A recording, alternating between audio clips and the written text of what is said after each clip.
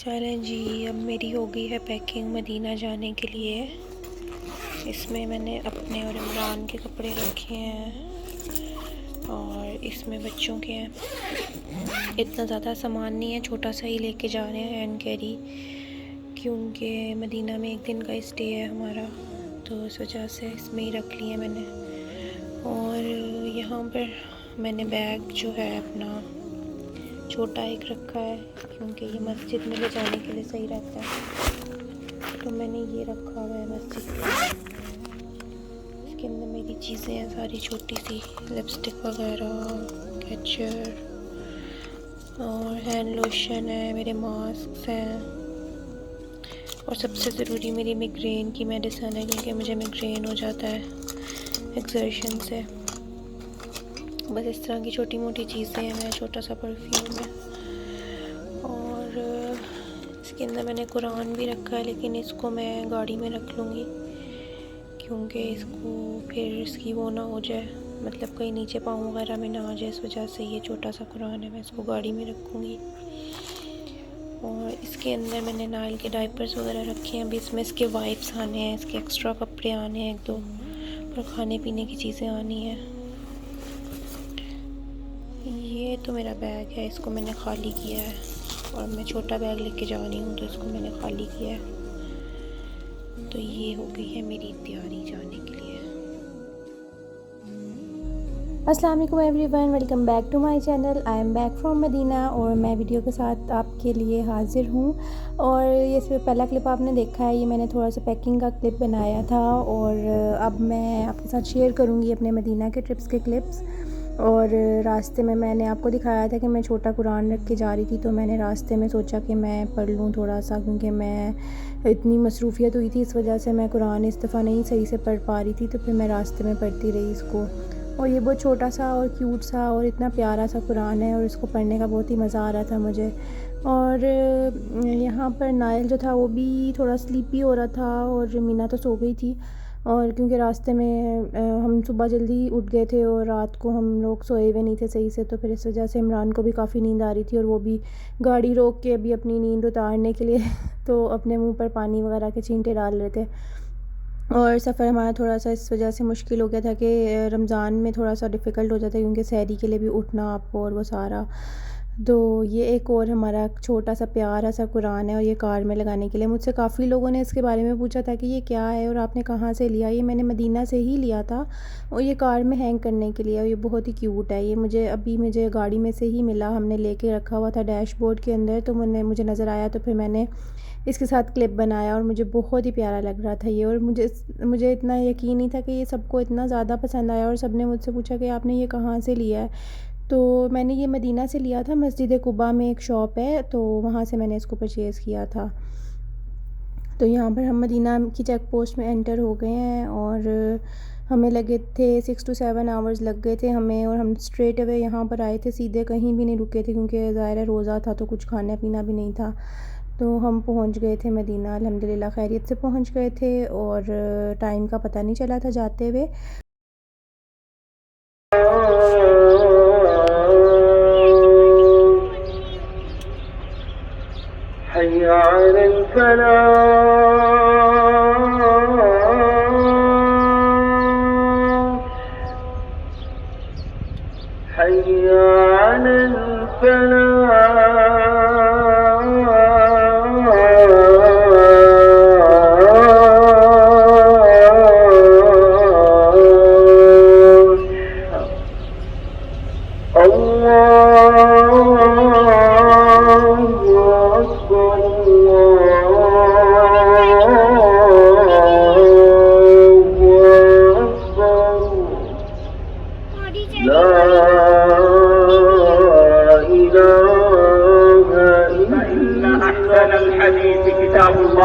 وخير الهدى هدى محمد صلى الله عليه وسلم، وشر الأمور محدثاتها، وكل محدثة بدعة، وكل بدعة ضلالة، وكل ضلالة في النار.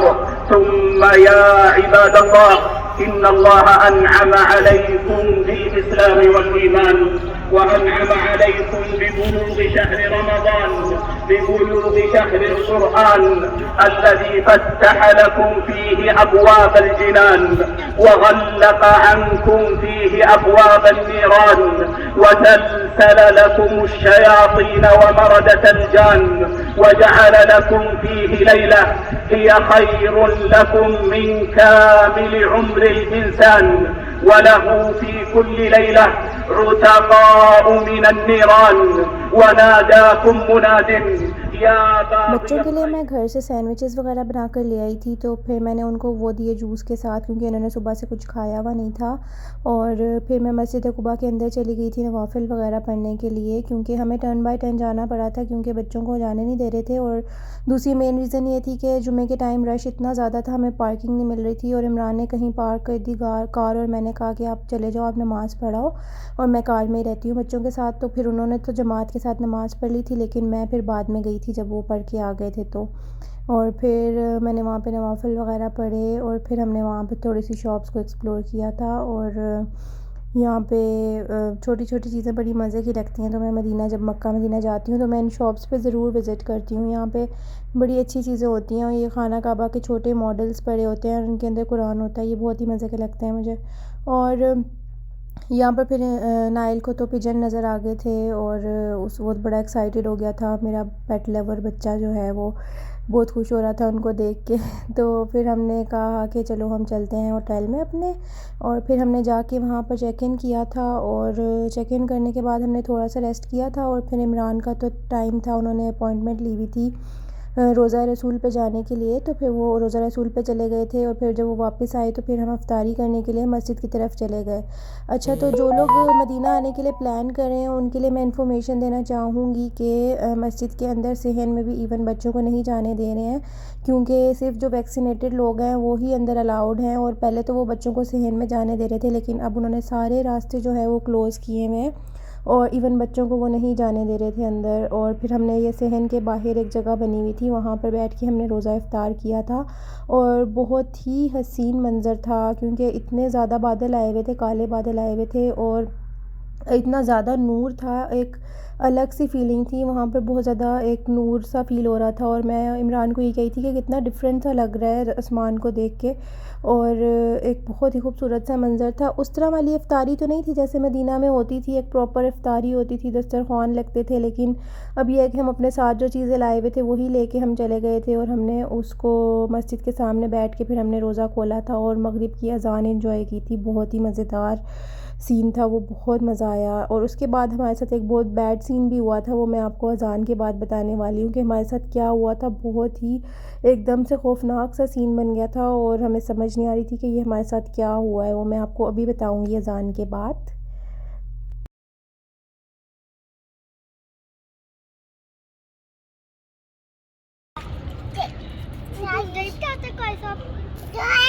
अल्लाह, pigeon किधर है? Pigeon cat है ये? कैट किधर है?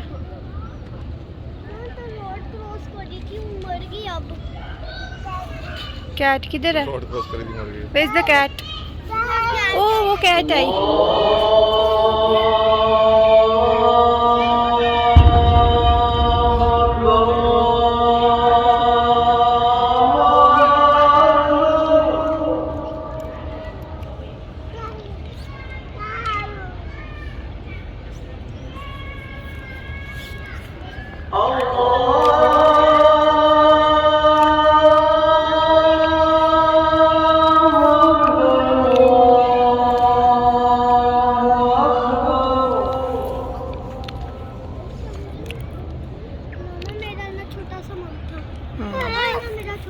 वो देना कौन?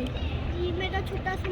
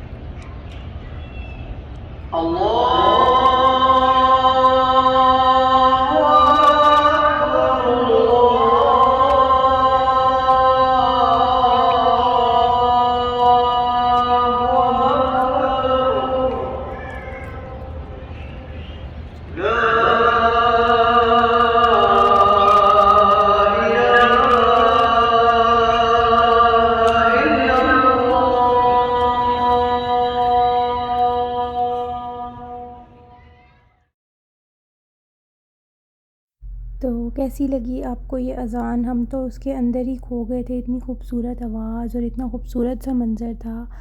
और अभी हम उसके अंदर खोए हुए थे और नमाज़ के बाद जमात का जब टाइम हुआ है तो इतनी तेज़ हवा चली और हमें कुछ समझ नहीं आई। और हुआ ये कि इमरान ने नमाज़ शुरू कर दी थी और नाइल इधर उधर भाग रहा था, तो इस वजह से मैंने कहा कि मैं नमाज़ बाद में पढ़ती हूँ। मैं बच्चों के पास पहले बैठ गई और फिर मैं बच्चों के पास बैठी हुई थी और लकीली उस टाइम नाइल जो है वो मेरे पास था और इतनी तेज़ हवा चली कि वहाँ पे सारे शटर्स और सब कुछ नीचे गिर गया, लोगों के ऊपर गिर गए शटर्स। और लकीली बच्चे मेरे पास थे तो मैंने उनको जल्दी से अपने अंदर कर लिया और पता नहीं कैसे मैंने इनको बचाया, क्योंकि मैं भी उड़ने वाली हो रही थी, इतना ज़्यादा तेज़ तूफ़ान था वहाँ पर। पता नहीं क्या एकदम से इतना वो ऐसा स्केरी सा मंजर बन गया और अजीब सा मौसम हो गया था।